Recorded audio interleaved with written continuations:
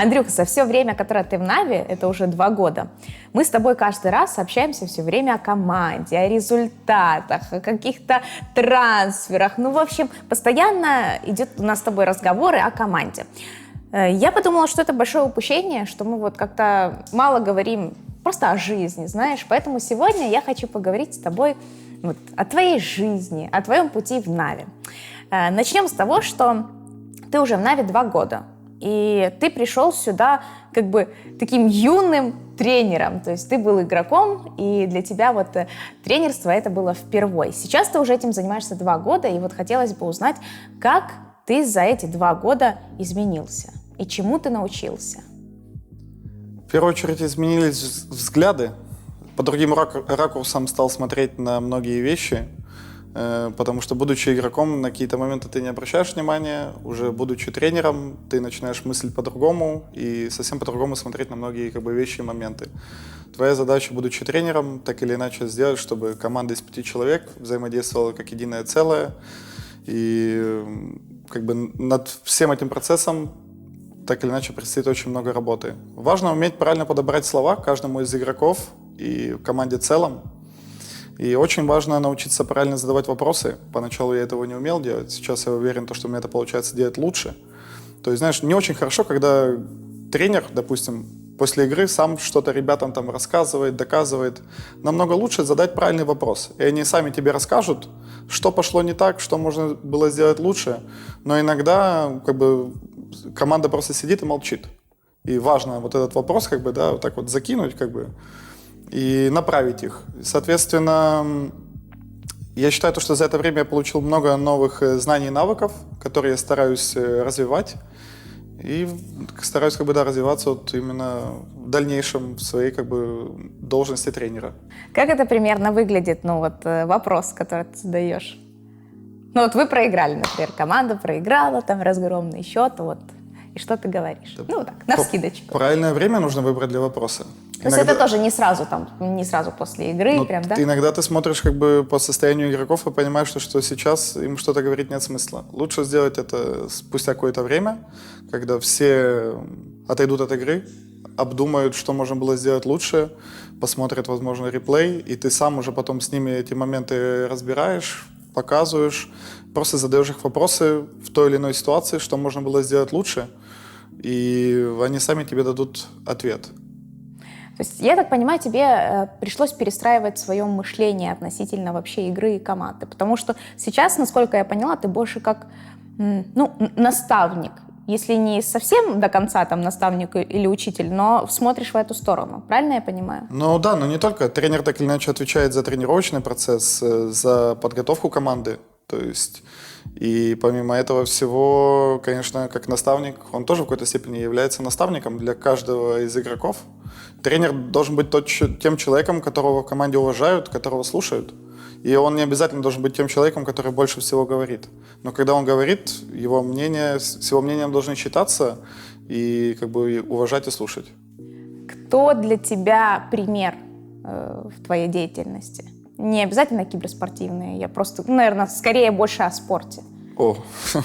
Слушай, если так взять, я на самом деле очень много смотрел всяких документальных тоже фильмов. Мне очень понравился документальный фильм про Лобановского, про его подход в «Динамо Киев» и вообще тогда во времена СССР. Это тоже было очень круто. Основной посыл был в том, что он тоже был бывшим игроком. У него не было такой базы академической, как у многих тренеров на то время. И когда он стал тренером, очень многие относились к этому скептически. Но по факту он всем доказал то, что кто прав, скажем так, а кто нет. И мне в целом было очень интересно посмотреть именно как его подход к тренировкам команде в целом. Из такого могу еще привести пример. Это «Последний танец» про Чикаго Буллс. Фил Джонсон, по-моему, или как-то главный тренер Чикаго Буллс, по-своему тоже легендарный тренер и человек. тоже было очень интересно, знаешь, как-то чуть-чуть вот забраться как к людям в голову, понять, как они мыслят, и вообще понять, на что они делают основную ставку. Я так понимаю, что для тренера, я тоже смотрела Last Dance, то есть для тренера очень важно выстроить свою собственную схему тренировок. Я так понимаю, что вы тоже перекроили вот за это все время, за 2 года в Нави тренировочный процесс. Если это не секрет, ты можешь вот что-то рассказать, что поменялось за это 2 года? Много по этому поводу рассказать не могу, но мы постоянно по этому поводу работаем и продолжаем, как-то сказать, развивать эту тему, потому что это очень важно. По факту даже на каждом буткемпе мы что-то еще стараемся добавить. В конце каждого буткемпа ты понимаешь, что можно было сделать лучше, и ты уже с этими знаниями приходишь на следующий буткемп и стараешься как бы это добавить. Самое главное в начале это, чтобы у команды был какой-то четкий план, да, вот как оценить вообще игру, хорошо мы сыграли или плохо. Должен быть определенный список параметров, да, для каждого игрока и для команды, что они как бы со своей позиции в игре делают. И, соответственно, исходя вот по этому списку, если пройтись, то можно оценить, хорошо ты сыграл или плохо. Какой из аспектов тренерской деятельности для тебя является самым сложным? Вот что дается труднее всего?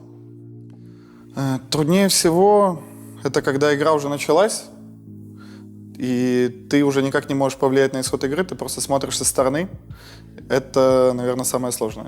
То есть вот это вот ожидание, то есть вот эти вот там 40 минут, пока идет игра, правильно? Да, иногда и больше, и каждая как бы драка. Конечно, я стараюсь работать над собой, чтобы больше уметь, знаешь, как бы к этому нужно чуть проще относиться, так или иначе.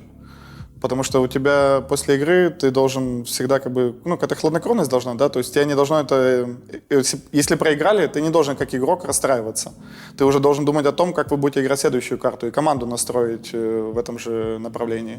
Слушай, а у тебя бывает такое, знаешь, как у футбольных тренеров, у них постоянно, ты на них не посмотришь, у них бомбит пуканчик. Да, бывает. Как тебе сказать, я иногда, когда смотрю игры, но я так бывает, там, знаешь, за голову хватаюсь или этот.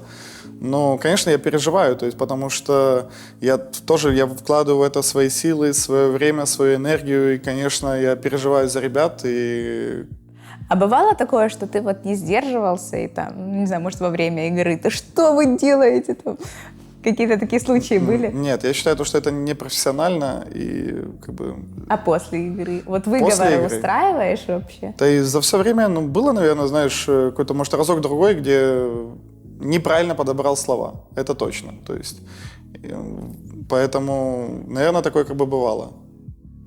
Андрей, вот когда ты только пришел, мне, ну, это мое субъективное мнение, мне так показалось, что все-таки вот ты игрок, и ты хочешь играть в большей степени, чем тренировать. В дальнейшем, вот, как ты видишь свою жизнь там, через год, через 2? Ты хочешь развиваться уже как тренер или еще вот думаешь как-то камбэкнуть как игрок? Я больше приверженец, знаешь, такой философии. То есть я живу конкретно как бы здесь и сейчас, этим моментом. Сейчас я являюсь тренером, и, соответственно, все мои силы направлены на это. Что будет потом, мне сложно загадывать, я не особо хочу. То есть я больше ставлю какие-то краткосрочные цели и для себя, и для команды. И, то есть, и постепенно, знаешь, такими как бы небольшими шагами хочу двигаться вперед. То есть я не вижу смысла загадывать, знаешь, по поводу игровой карьеры. То есть какие условия должны для этого произойти и вообще как бы что для этого должно быть. То есть по факту то, как ты сказала в начале, когда я пришел в команду, я могу сказать, да, я сам еще, знаешь, я продолжал как бы быть игроком, но спустя время я уже как бы я научился отделять, так сказать.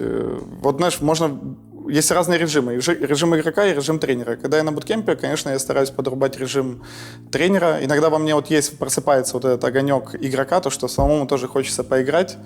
Но так или иначе, для себя я одно понял. Вот были разные как бы ситуации, где у нас буткемп, потом мы едем на мажор, и практически 2 месяца мы в разъездах.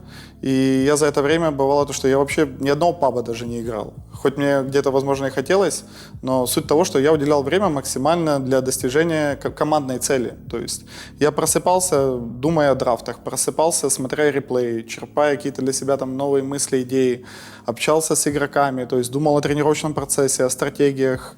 И я для себя понял, даже не играя какое-то такое время, достаточно легко набрать форму.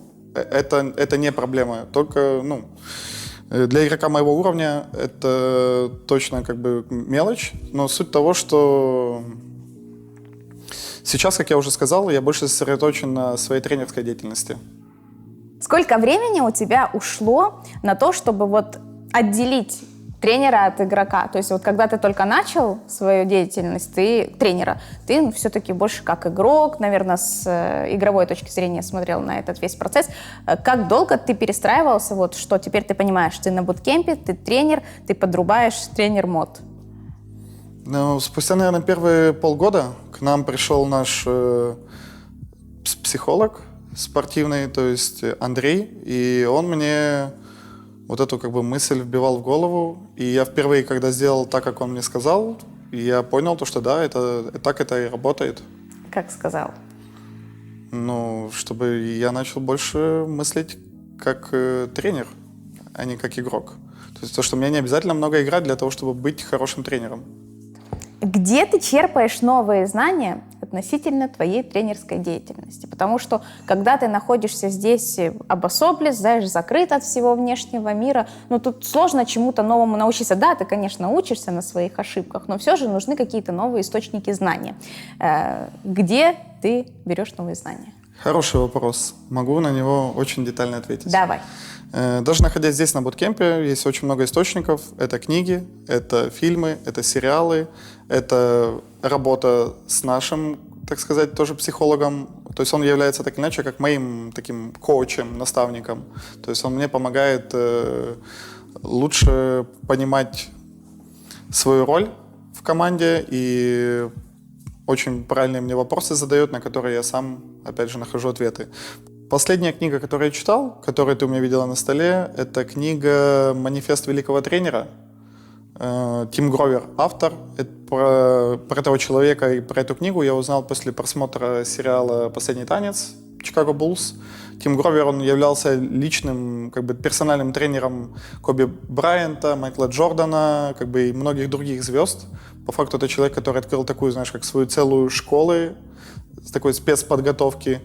И у него очень классная мотивационная книга, я до конца еще ее не дочитал, но она уже как бы натолкнула меня на много, знаешь, каких-то новых мыслей, и в целом как бы меня вдохновила на какие-то, знаешь, дополнительные, так сказать, действия. Помимо сериалов, это то, что я уже говорил, «Последний танец», знаешь, всегда можно найти какой-то мотивационный фильм.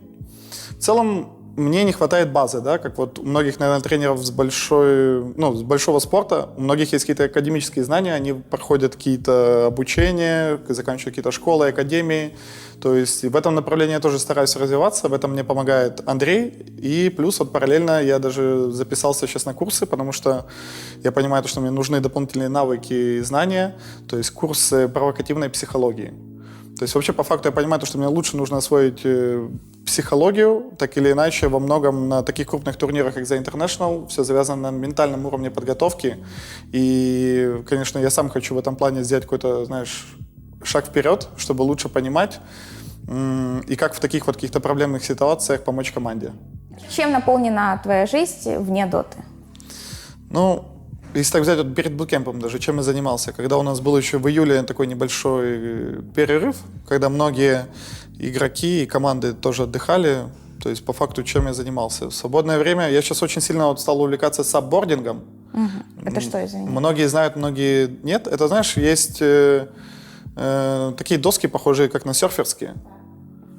И ты на них стоя, да. с веслом, как бы, вот ты как бы стоишь, балансируешь, и с веслом ты как бы... У меня у самого есть такая доска надувная, то есть в чем ее плюс, то что ее можно с собой куда угодно взять, на природу. Главное, чтобы было озеро, либо река, и ты на ней можешь спокойно, ну, выйти на воду, как бы, и купаться. А как стоять на ней? Она же надувная. Нет, смотри, она надувная, но ты, если бы ее увидела, ты бы даже не сразу поняла, что она надувная. Она очень такая, как бы, ну, жесткая. То есть у меня в комплекте, знаешь, там идет такой огромный рюкзак, есть насос двухкамерный, которым ты надуваешь и сдуваешь, есть весло, которое, ну, оно тоже разбирается, то есть это все, в принципе, как бы компактное. То есть сначала я, знаешь, попробовал покататься, ну, на прокат. Сейчас у нас в Киеве это стало очень популярно, и у меня прямо возле дома еще летом открыли прокат каяков и сапов. И я очень как бы этой темой загорелся, и вот в свободное время, когда выходной какой-то, я люблю выйти.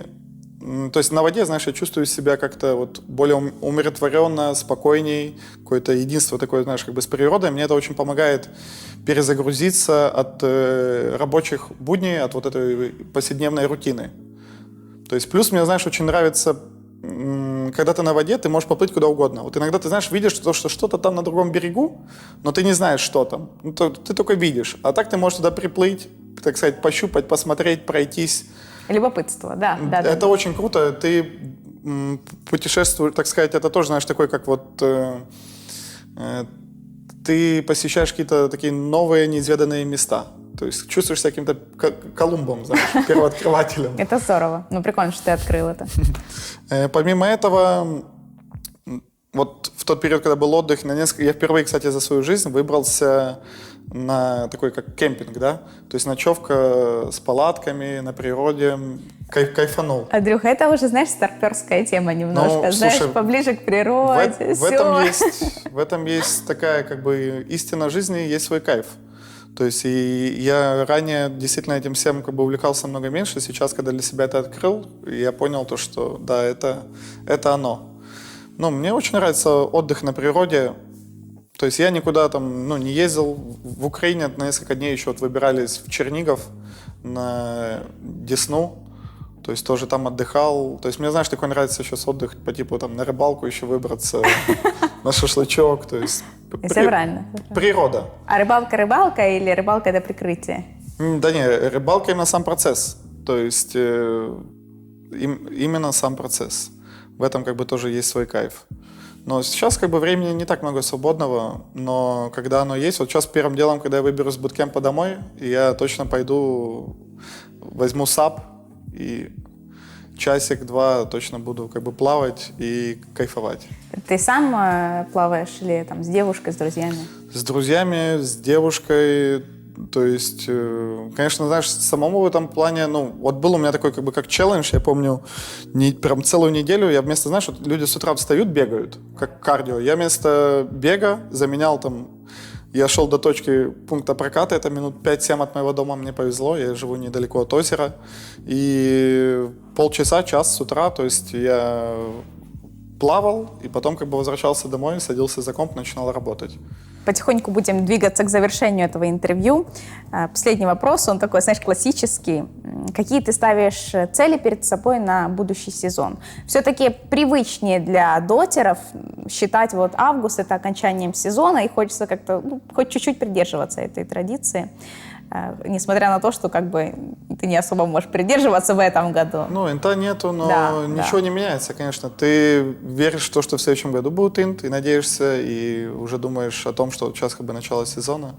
Слушай, классические вопросы, классический ответ. Заученный, так сказать, Давай, уже 2 года один и тот же. Ладно, если серьезно, да какие планы и цели? По сути, все те же. То есть сейчас мы, откровенно говоря, не играем на том уровне, на котором хотели бы. То есть цель выйти на такой стабильный уровень, наверное, команды между тир-1 и тир-2. То есть очень важно, знаешь, это ощущение, когда ты играешь против грандов, и сейчас у нас такая возможность есть, и когда ты играешь против них наравне, и когда ты можешь их обыгрывать, когда команда играет стабильно, то есть нету какого-то волнения, каких-то таких, знаешь, вот факторов, которые влияют на то, что команда играет хуже, чем она должна играть. То есть по факту как становление такой стабильной команды. То есть у нас сейчас, я не могу сказать, то, что на текущий момент у нас такой вот прям механизм из 5 игроков, то, что вот просто любого на своем пути можем... То есть есть секреты, есть OG, есть еще много сильных команд, как Nigma. Тоже сейчас нам очень везет то, что мы можем с ними играть, и у них многому можно чему научиться. То есть сказать то, что мы хотим там быть как секрет или этот, нет. Мы хотим что-то такое, знаешь, свое создать, но я считаю, то, что у нас по-своему как бы талантливые игроки, просто нужно как бы дальше работать, развиваться. То есть в любом случае сейчас будем искать пути того, как достичь цели. А так, нет, главная цель, так или иначе, это набор DPC-поинтов и попадание на инт. Я надеюсь, что в следующем году он будет все-таки. Я тоже надеюсь, пока, конечно, непонятно, так как даже Valve не могут огласить точных дат из-за пандемии, но верим, надеемся, верим в будущее, ждем. да. Спасибо тебе за интервью. Приветы не будем передавать. Не будем. Да. В общем, ребятки, спасибо, что смотрели наше интервью. Я надеюсь, вы поставили лайк, потому что поставьте уже в конце концов лайк и комментарий напишите. И мы совсем скоро увидимся на нашем YouTube-канале, поэтому не уходите далеко.